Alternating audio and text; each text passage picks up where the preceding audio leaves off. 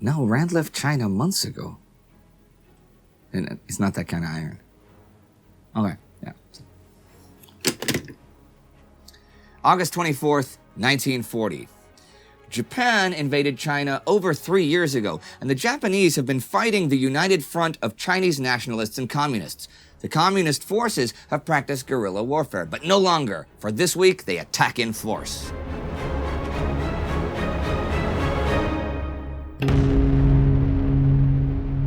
I'm Indy Neidell. This is World War II.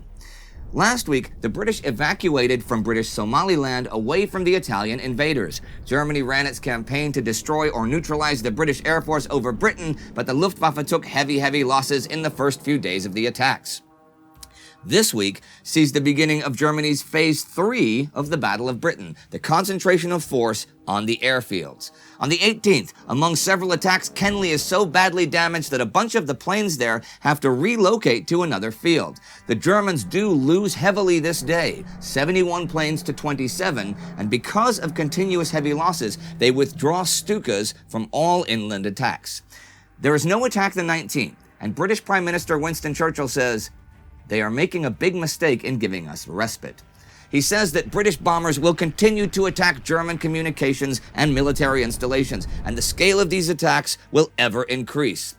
He does not know that Adolf Hitler has already set his sights on attacking the USSR next year, but he does sort of guess that it might happen, as he even says this: "Even if the Nazi legion stood triumphant on the Black Sea, or indeed the Caspian, even if Hitler were at the gates of India, it would profit him nothing if at the same time the entire economic and scientific apparatus of German war power lay shattered and pulverized at home."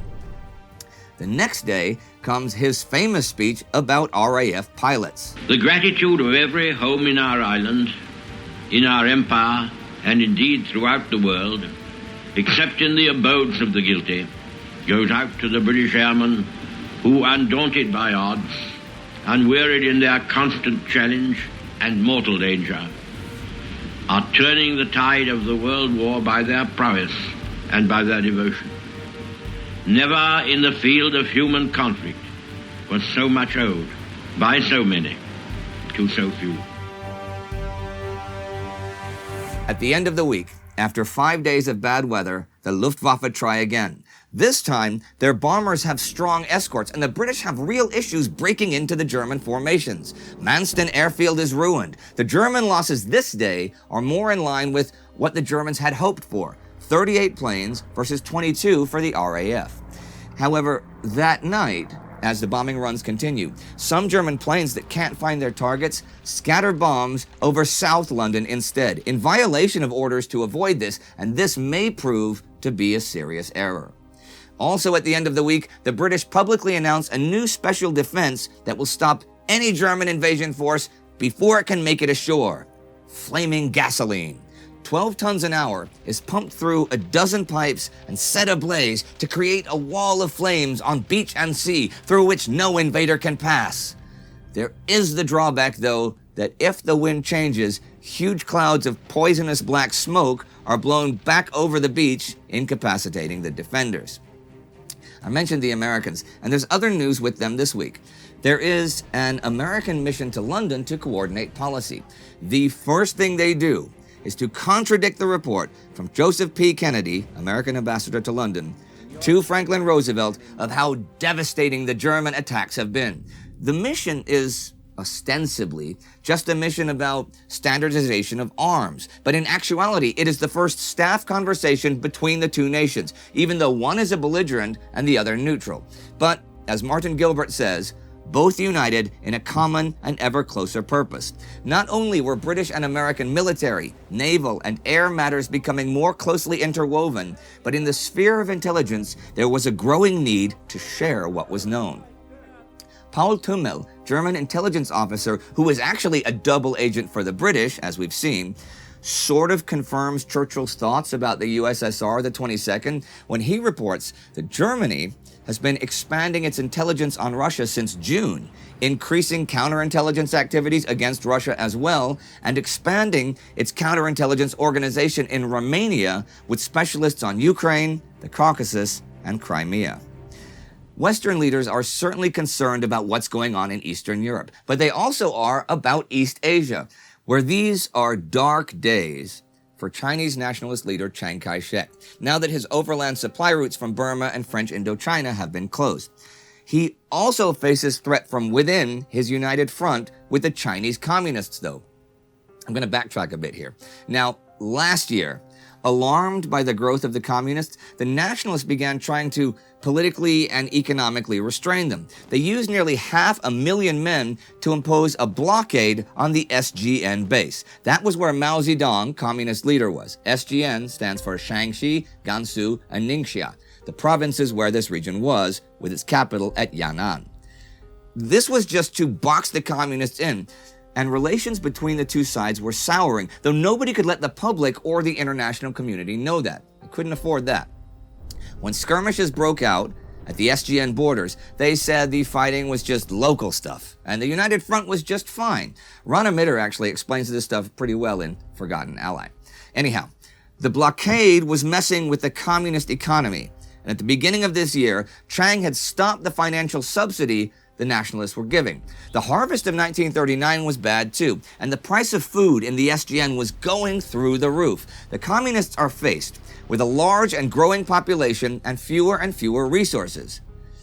But Mao did point out last year that it was attempts to restrict or suppress the communists that had actually made them grow. You insist on suppressing us, but what is most curious is that the more we were suppressed, the more numerous we became. Our party used to only be as big as a little finger, but thanks to the encirclement and suppression campaigns, it grew enormously and became as big as a thumb. The entire Red Army was forged by fighting you, and all the Red Army's guns were given by you. So I invite my friends to consider it. To fight or not to fight? Well, that was Mao last year. But right now, in August 1940, they are definitely going to fight. On August 20th, the Communist 8th Root Army begins the Battle of 100 Regiments, their first large-scale conventional military operation of the war.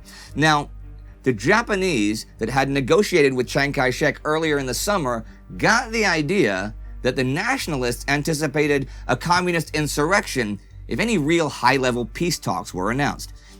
If that was the case, and considering the deteriorating general situation between the nationalists and communists, the communists had to decide between a possible civil war or an offensive against the Japanese to prevent one. They decide on the offensive.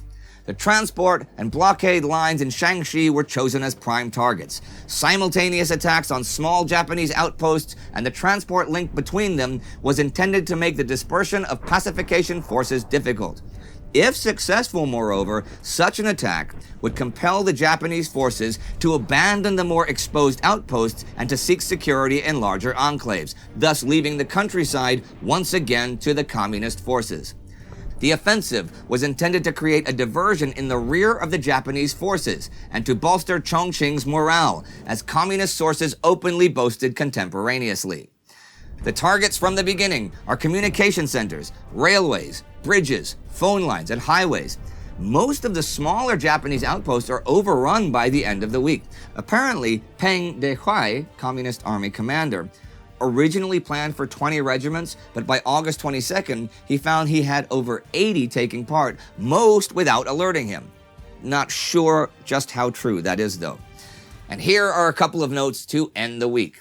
On the 20th, Italian bombers raid Gibraltar, and on the 21st, Leon Trotsky dies in Mexico. Trotsky was one of the Bolshevik leaders during and after Russia's November Revolution in 1917. He founded and commanded the Red Army and was a major Soviet political figure in the 1920s. He led the left opposition in the power struggle during Lenin's illness and death. And after its failure and Joseph Stalin's rise to power, was exiled in 1929. He is attacked with an ice axe by an assassin, a Spanish-born NKVD agent, August 20th, and dies of his wounds the following day in hospital. And the week comes to an end, with a new Chinese offensive in the east and a new phase to the German one in the west. I've mentioned a lot of statistics and technical info concerning planes and radar and all over the past few weeks in the Battle of Britain. But what about the actual pilots, say the British ones? The priority was to break up the bombers before the umbrella of Me-109s could intervene. If several squadrons had been vectored onto the enemy force, the faster Spitfires would take on the enemy fighters, while the Hurricanes tried to deal with the bombers.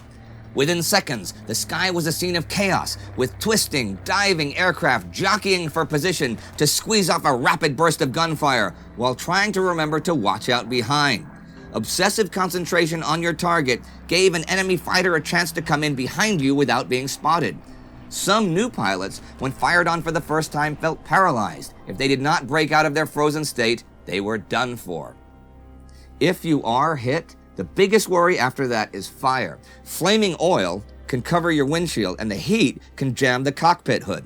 If you have to bail out and manage to get the cockpit open and release the harnesses, you still have to roll the plane upside down so you can fall clear. Maybe you've been stunned by the attack, but you still also have to pull your parachute's ripcord. And then what? Well, hopefully you aren't out over the water and can land safely. But what if you're one of the Polish or Czech pilots fighting with the RAF? Even flying in British uniforms, you may still be taken for a German by someone from the Home Guard or some country local. Those people may never have met a German before. Anthony Beevor writes of Czesław Tarkowski, a Pole who bailed out and got stuck in a tree. Angry locals with actual pitchforks turned up, and one with a shotgun screamed, "Hände hoch," hands up. In his very best English, Tarkovsky replied, "Fuck off." They knew then that he was one of theirs. Actually, as long as we're looking at any lighter side of the pilots' lives, I'll end today with this. One Pole landed on the grounds of a tennis club. So they signed him in as a guest, gave him a racket and white flannels, and challenged him to a match. He won. You guys, is that not the most British anecdote you've ever heard? Like, that is like the most British thing ever. I think it's brilliant. That is all for today, but if you would like to see more twists, turns, and twirls high in the sky, check out our Between Two Wars episode about the birth of modern civil aviation. It is right here at some point. Our TimeGhost member of the week is Jamie Heffer. Jamie's support, and that of many others, is what keeps this show on the air. So please join the TimeGhost Army and support us at timeghost.tv or patreon.com. Click subscribe, ring that bell. See you next time.